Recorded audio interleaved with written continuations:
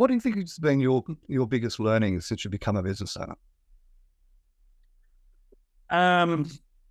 Look, I guess it's one thing having the idea. Really, the biggest challenge has been keeping the money flowing.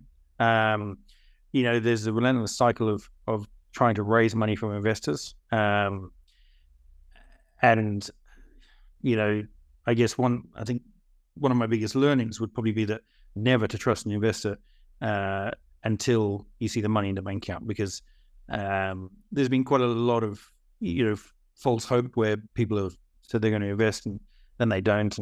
And if you're a technology business, you're always rated against big global American technology.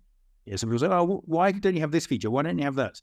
Because they just expect the product to look exactly as Google's does, but with around 10,000 fewer developers.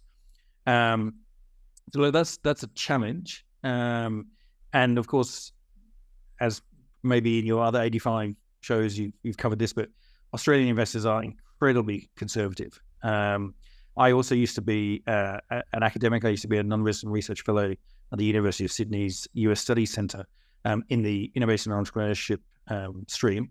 And really what we looked at there was how New South Wales, but Australia more generally, could copy some of the entrepreneurship and innovation that goes on in the US. And aside from the fact that there are technical barriers and there are different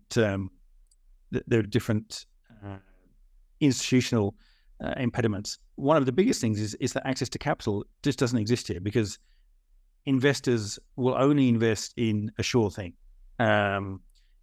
There's no kind of risk taken from investors. There aren't really angels who like the idea. It all gets bogged down in having to provide reams and reams of financial forecasts, and it's just so. I think that's probably the biggest thing is that it is very, very hard to raise capital here.